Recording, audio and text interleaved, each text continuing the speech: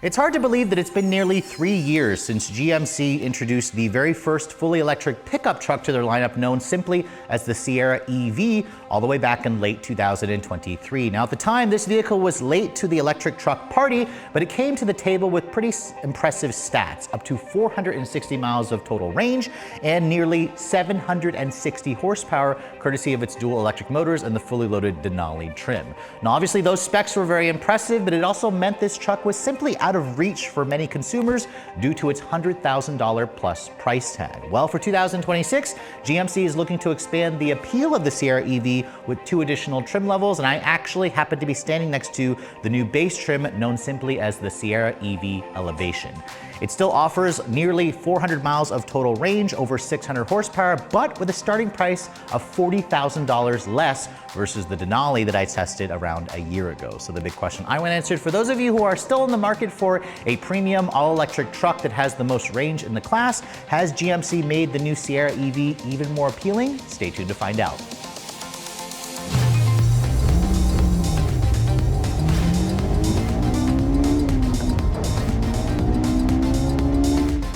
Now, before we start talking about the exterior styling differences with this new base elevation trim compared to the Denali and AT4 we tested earlier this year, I want to first start by showing you guys what's underneath the hood. Now, one of the big selling features about these all-electric trucks is the fact that they lack a big engine underneath here, which means you also get a huge front trunk storage space. And even though this is the base trim of the truck, as you can see, it still has a power opening and closing hood.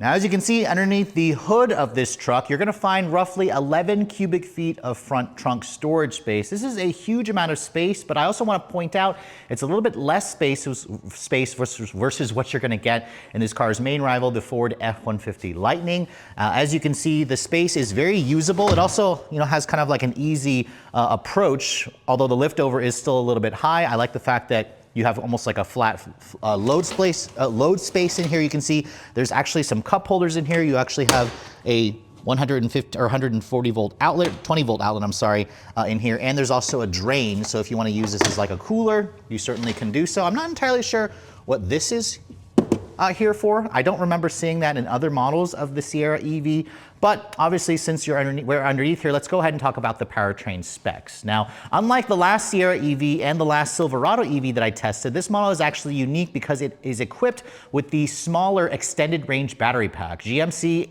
offers a total of 3 different batteries ranging from 130 kilowatts to 205 kilowatt hours. This is the mid battery pack, measuring at 170 kilowatt hours with its dual electric motors, electronic 4-wheel drive with performance torque vectoring. This vehicle in max power mode delivers up to 645 horsepower and 750-ish pound-feet of torque. Those numbers are very impressive. And they are still roughly around 120 less horsepower versus the Denali version, which you can get with the max range battery pack. The max range battery pack is technically what increases the power to over 750 horsepower. But still, this mid-range battery pack is no slouch, offering nearly 650 horsepower. If you don't have it in max power mode, I believe the power drops to around 605. The base battery pack delivers around 605 in max power mode, so kind of keep that in mind. The smaller standard battery offers the least amount of power. Now, it all goes out through a 1-speed reduction gear transmission, and of course, I mentioned earlier, it has electronic 4-wheel drive.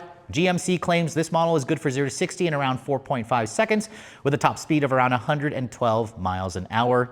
It's certainly not going to be the fastest, but remember, electric vehicles start to lose their efficiency when you're out on the highway. Now, towing capacity, GMC says, is up to 12,500 pounds with this trim and battery pack, with its payload capacity at around 1,700 pounds.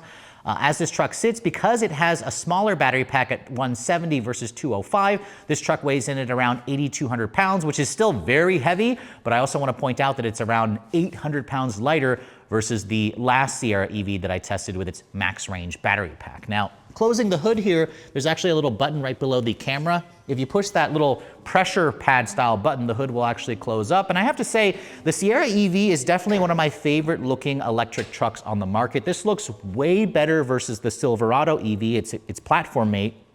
And I also think this truck has some of those professional grade styling elements here. It just looks modern. It looks, masculine. It looks like it's part of the GMC family. Even though this is the base elevation trim, you can see the logo on my test car illuminates. Now, you can get this logo to be blacked out if you want, as part of like a dark appearance package. But I also kind of appreciate the red look. The illuminated logo certainly gives this car a more menacing appearance, especially at night. My test car is painted in deep ocean blue. It's an extra $500, and it pairs nicely with the black accents in the grille. You can see the headlights have an LED daytime running light and turn signal. But if you're looking for the actual headlight, it's down here separate from the daytime running light. You have some functional and non-functional vents, obviously, at the front. Most of it is, however, not required because this is an electric vehicle. And because this is not the AT4 trim, you don't have the lifted suspension, which is 2 inches higher, along with not having the skid plates or the front recovery tow hooks. I suspect most people are probably going to choose the Elevation trim because of its significantly lower starting price. But I also want to point out that my test car does have a fair amount of options, including a premium package that you're looking at that's around $8,000 more. That adds in some extra features that we'll touch base on later on. Now, in terms of the length, the Sierra EV is only offered in one trim level, or I'm sorry, in one cab configuration, the crew cab 4 full-size doors with a just under 6-foot bed. It's like 5 feet 9 inches long, something like that. But with a 146-inch long wheelbase and a 233-inch long overall length, this is definitely as big as all the half-ton trucks out there. It's around an inch longer than the base or than the gas-powered Sierra, and it's also around 83.5 inches wide. So this is certainly a big truck, and it makes my huge garage feel a little bit tiny with the truck parked in here, if I'm being honest. But looking at the wheels, you can see for an extra $2,200, my test car has this deep space 22-inch alloy wheels with kind of like a gloss black finish. It's got an aerodynamic profile. You can see 8-lug wheel design because this is such a heavy vehicle. It's riding on a 275 by 50 R22 Bridgestone Alenza all-season tire. Ground clearance for this truck is around 8 inches. Keep in mind, my truck is missing the adaptive air suspension that's only available on the Denali trim, and it also is missing the rear wheel steering, which is a feature that you're gonna really want because it makes this huge truck feel even more huge when you don't have the 4-wheel steering aspect. But overall, you can see there is some unpainted plastic trim here. Some trims I've seen have like a marker light there. This truck doesn't have that. I'm surprised actually that it doesn't have the 3 marker lights at the front because it's over 80 inches wide. You can see the mirrors are power folding. They have integrated turn signals, a full 360 camera. I believe that's part of that premium package that my truck has. And it also looks good with the gloss black design. You can see there's lots of gloss black around the window trim. I also like how the rear windows open up completely. And if you guys are looking for a panoramic glass roof, the Elevation trim is not available with that. That's something that you have to step up to the Denali trim. So kind of keep that in mind if you guys want that feature. Now, as I back away from the truck, you can see this is clearly not a body on frame style vehicle like its powered sibling. This is built off of the Ultium architecture, but at the same time, it's still huge like you'd expect a truck to be. But there's that no obvious cut line there separating the cab from the bed, and that's because it's built off of a unibody chassis. Now, as you can see here, this big door, when you open that up, reveals the charge port. Now, I'm surprised to see it doesn't use the new NACS plug, but for $250, GMC will happily sell you an adapter where you can visit Tesla superchargers. But because this has the mid-range battery pack, it does charge a little bit slower. You can see it has the J1772 with the CCS combo. With its 11.5 kilowatt onboard charger, this truck will take about 18.5 hours to charge, for example, on my level 2 charge point that I have at home. And that's because this has the slower 11.5 kilowatt charger. The max range battery packs will have the bigger 19.5 kilowatt onboard charger. If you have the amperage set up at your home, you could charge this truck in around 10 hours when you have it on that quicker level 2. It also can accept up to 300 kilowatts on a DC fast charger. It's technically not 800 volts, but it's 697 volts. So keep in mind the max range battery pack is where you can access the full 800 volts. GMC says you can still add around 106 miles of range in just 10 minutes, which is still pretty impressive. This truck that I'm showing you here can also travel up to 410 miles of range, which is less than the 460 in the max range battery pack, but more than the 283 that you get in the standard range battery pack. Now, looking at the rear, you can see the design pretty much looks identical to a Denali trim, aside from some different badging. You can see the taillights still remain a full LED. I like this built-in step that you get in the bumper back here. And then my test car has the multi-pro tailgate. That's part of that premium package for $8,000. You can see those emblems you can also black out with the dark appearance package. The rear bumper is also black painted. There's an Elevation badge here. And then, of course, with the multi-pro tailgate, you can see you can fold this down as part of like a separate piece here to kind of create a separate bed extender here, or a step, which is really nice. It's missing the speakers there. But my test car also has the foldable, retractable hardtop, and of course, I mentioned earlier up to 1,700 pounds of payload capacity in the bed, and this truck also remains one of the few vehicles in the segment where it has that multi-pro midgate. You can actually fold down that partition there into the cabin to help to create a length basically where you could store items up to 10 feet, 10 inches long inside the cabin into the bed with that bed extender kind of extended. So it's still very impressive. You do have some features in here like LED lighting, which you can't see right now. There's also another power outlet back here, although it's not quite as intense as what you get in like a Ford Lightning, but overall, this still offers plenty of practicality. And to be honest, I think this is actually the most practical pickup truck on the market because of that fold down midgate. Now, I personally think GMC did a great job with the exterior design of the new Sierra EV, even in this base elevation trim, but what about the interior? Let's go ahead and get inside so we can talk about that. But before we do so, let me go ahead and show you guys the key fob. As you can see, this is the current intelligent access key that GM and so many other their brands use. It's got the GMC logo on the back, obviously, with your typical buttons here for lock, unlock, remote start. You can also open up the tailgate and the front trunk, along with activating the panic feature. I do not know if GMC offers their phone as a key function. I want to say yes, but I didn't see it on the options list. So let me know in the comment section below if you guys are able to confirm that or not. Now, as you can see, approaching the door handle, there's a traditional pull style door handle, which is nice versus some of the pop out door handles or whatnot that you might find on some competitors. If I touch this button here, you can see the doors will lock and the mirrors will also electrically fold in. To unlock the door again, you have to push the button. There's no sensor on the back of the door handle. GMC also does offer a walk-away lock or unlock feature, I believe, as well, that you can turn on and off. Now, as you can see, looking at the interior of this elevation trim, I hope you guys like a black interior. They call it After Dark, and it's basically a Cortex material, which is a combination of a synthetic leather with some cloth material as well. You can see there's a contrast white stitching and piping. The seat actually looks pretty nice for a base trim, and these seats also are 12-way power adjustable with a 2-person memory. On the driver's side, the premium package that my test car has also adds heated and ventilated seats. I believe heated seats are standard. You also get a heated steering wheel. No massaging seats are available. However, that's a feature you can get on some of its rivals. You can see the door panel material has a soft touch injection molded plastic. You have this kind of fabric material here because it's the elevation trim. It's still nice and padded right here, and some leather, of course, right here. The premium package also adds the upgraded 7-speaker Bose stereo, which sounds okay. It seems to not have enough punch for me in terms of the bass. But down here you can see hard touch plastic with additional door storage. But overall, I do wish that GMC would offer a different interior color on the elevation. They do offer a beautiful like brown interior if you guys go for the Denali trim. Now, I love these step rails here, which will get in the way if you're off-roading, but it's important for a short person like myself to get into this big truck with its 8 inches of ground clearance. You certainly have to climb and hoist yourself in to get into this vehicle. Now, as I shut the door has a pretty solid sounding thunk, and as you can see, there's no start stop button. You basically just get into this truck with the key fob on you and everything will turn on, and that's how you know it's ready. That's kind of similar to what Tesla does, of course, with their system. So it's nice to see GMC, going with that ultra modern route. As you can also see, you have a lot of screen real estate in here. You have a 12-inch digital display here for the driver, and then you have a 16.8-inch touchscreen for the center stack with Google built in, their latest software, of course, no Apple CarPlay or Android Auto. That's because this is an EV. You can basically go to the Google Play Store and download some music streaming apps or Waze if you'd like.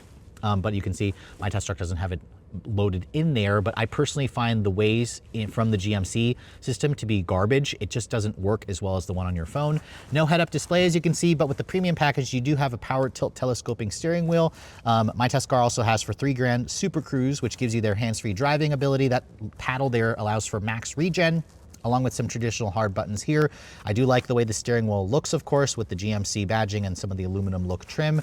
This is your gear selector to control this 1-speed reduction gear transmission. If I put the truck into reverse, you can see there's your full top-down 360 camera, which gives you trajectory, distance markers, parking sensors. You also have multiple different views, including like a bed view and a trailer view and a side view. So these views are, again, part of that premium package, and it's important to have that, of course, when you're driving around a truck this big. Without the 4-wheel steering package, it certainly makes a truck this big feel even bigger, so I don't particularly like that. You can see there's still a couple of actual buttons here and toggles. That's your volume control here. Your 1-pedal drive feature is right there where you can turn that on and off or set it to high or low. or I'm sorry, a normal or high. I love these toggles for the dual zone climate, of course. And if you want to access some quick controls, you can do so there. Your headlight controls are actually located in the screen, as you can see here, which isn't, you know, my favorite position, but if you leave them in auto, you're not going to touch them again. This screen here is definitely a different design versus the gas-powered Silverado, which has a 13.2-inch display. I like how this is, again, a unique system here. And I also like the cloth material here, the soft padded material over here. And then with that premium package, you also get the digital camera rearview mirror, which you're gonna want because the view out of the back isn't great. This helps to improve your visibility, obviously. Wireless phone charging pad is here. If I open it up, you can see you've got your 2 USB-C charging ports. This also will slide back to reveal even more deep storage, which is a nice touch. There's kind of like this carbon fiber look trim along with some kind of leatherette material over here as well. Nice padded center console. If I open that up, you can see another USBs in there. It's pretty deep storage, so lots of storage in this truck, which is what you typically find. The seats also are comfortable and supportive. I also like the Cortex material. It's a fake leather that feels pretty nice. And you can see glove box is a bin style. It's damped but not lined with felt. Offers additional storage over here. But overall, this interior certainly is not a bad place to spend time. It doesn't feel uber luxurious, but it feels so much better in quality versus the Sierra or the Silverado EV. So kind of keep that in mind for not much more money. I would personally rather have this interior. I just want GMC to offer a different color for this trim. Now over here, you can see no sunroof, but lots of headroom and LED map lighting, although you don't get LED ambient lighting. But overall, let's go ahead and take a look at the backseat area because I want to show you guys what that space is like. Now, because this has 4 full-size doors and it's a huge, you get also huge amounts of interior space. Up to 44 inches of legroom back here is basically the same as the front seat area. And also, it's among the best in the segment. You can see material quality is kind of is passed through back here from the front. Soft touch materials, cloth material here, leatherette material. The windows are 1 touch down, I forgot to mention earlier, but only the driver window is 1 touch up. I really think that GMC should have made them 1 touch for all 4, although I guess this is the lower trim, so you kind of have to make some kind of a sacrifice. You can see if I lift this up, there's a pretty decent, actually it's kind of small, to be honest, underfloor storage, and that's because this seat allows you itself to fold down where you can expand that midgate to expand, or to kind of expand the cargo length from the trunk or from the bed into the cab, which is fantastic. I'm not going to do it here for this video because it's kind of difficult to do with one hand, but getting back here, you can see there's a nice little grab handle to help hoist shorter people like myself in. And this is where, if you plan to use this as a family truck, I mean, this is going to be a simple sell to do so because 44 inches of legroom is huge. As you can see, completely flat floor. You have 3-level heated seats. I believe that's part of the premium package. You have rear seat air vents, and you have 2 more USB-Cs along with a power outlet here, which is also always a nice touch.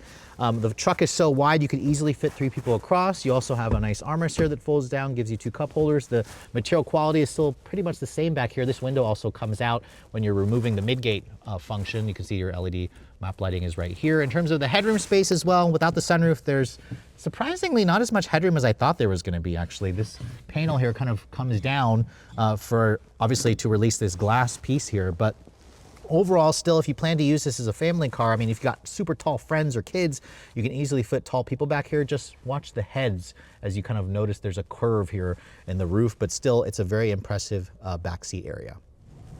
So here we are behind the wheel of the latest 2026 GMC Sierra EV. This is actually the first time that they've sent me over the extended range battery pack to test. All the other ones that I've tested so far have been the big max range model with its 200 plus kilowatt hour battery pack. This model has a more modest 170 kilowatt hours, and we're starting off at basically 100% charge. It was showing around 395 miles of range on a full charge, which is obviously less versus the 460 in the max range model, but I'm also noticing how much lighter this truck actually feels. I mean, lighter is a relative term. It's still a big, heavy ass truck, but still it's around 800 pounds lighter versus the max range models. So that's a pretty significant, chunk less. So let's go ahead and test out what we're gonna get 0 to 60 wise. I have it in the Thor's hammer, which is the max power mode. We're gonna go ahead and brake torque it and floor it.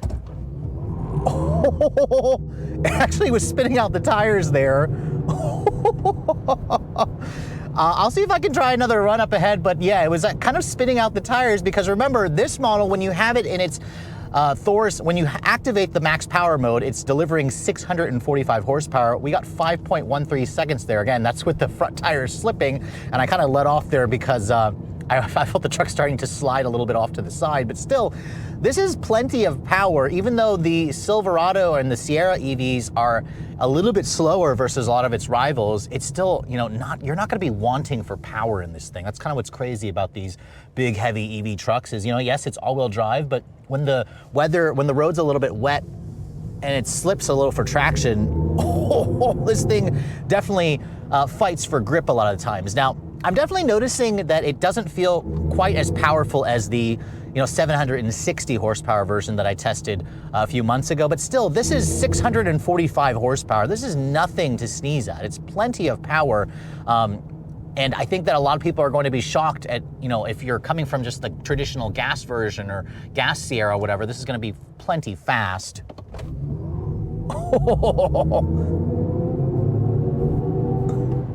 All right, 4.49 seconds there. That's with it pretty much on level ground. 4.5 seconds is very impressive. The last Sierra EV Denali max range that I tested did it in around 4.1 seconds. So even though this has about almost 100 less, or a little more than 100 less horsepower than the max range model, you're only slowing down the 0 to 60 by 0.4 seconds. So it's really not that bad. But again, you can accredit that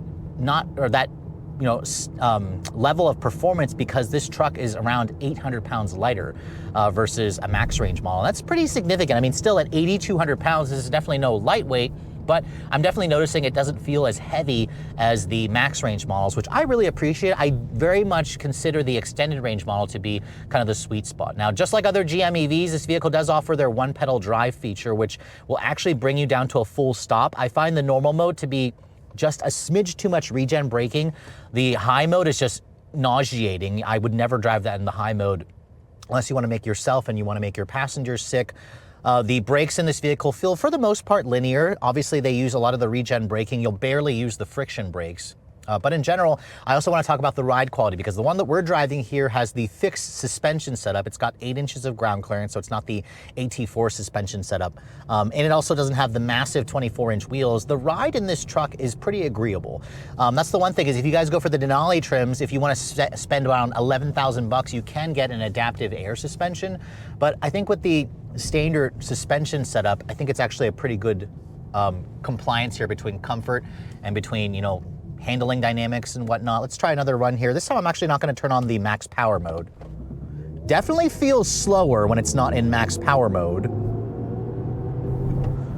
All right, 4.85 seconds there. So when you have it in max power mode by just tapping the Thor's hammer there, it shaves around 0.3 seconds off the 0 to 60 time. So again, 4.5 is very impressive. 4.8 all day long without being in max power mode, which lowers the power to around 605 horsepower versus 645.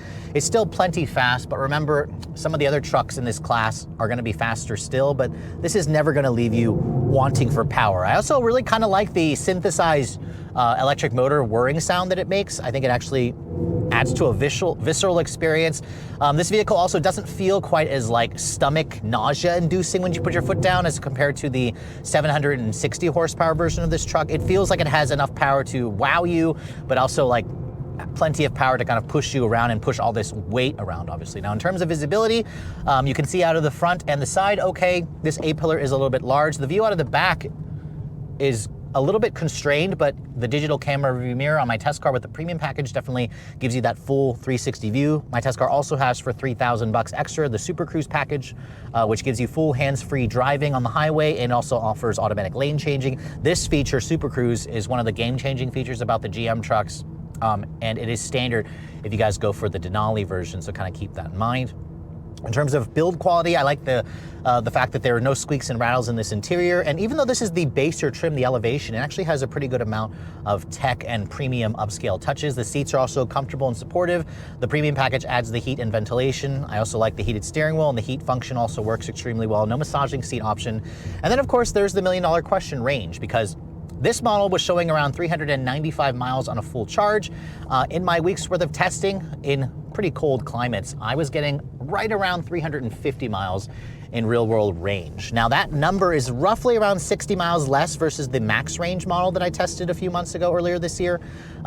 So I think for the savings that you're getting here, obviously you have to sacrifice some range, but still 350 miles of real world range in cold climate conditions, I think is nothing to sneeze at. It's not too shabby at all. And I think this battery pack offers the right balance between having enough range to do those road trips and also not making the truck feel so cumbersome and heavy, because that 700, 800 pound reduction in weight really does make a difference. But as you also see, it doesn't make too much of a difference in performance because of the weight reduction.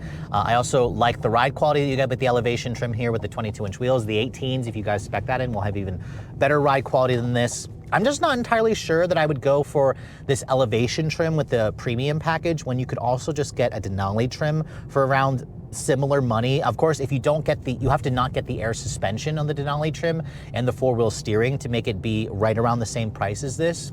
But in general, the Sierra EV and the Silverado EV, its sibling, were definitely a little bit late to the game. And obviously, nowadays, the EV market, especially the EV truck market, seems like it's kind of maybe on the way to being kind of backpedaled, especially with Ford kind of stopping production of the Lightning. That's what I've been seeing reports of. But in general, I think I really like the Sierra EV. And if you guys are looking for an electric modern truck that offers, some of the best range and performance you're gonna find, and some of the best technology and practicality as well, I love that the mid gate that folds down, you should definitely be putting one of these at the very top of your list.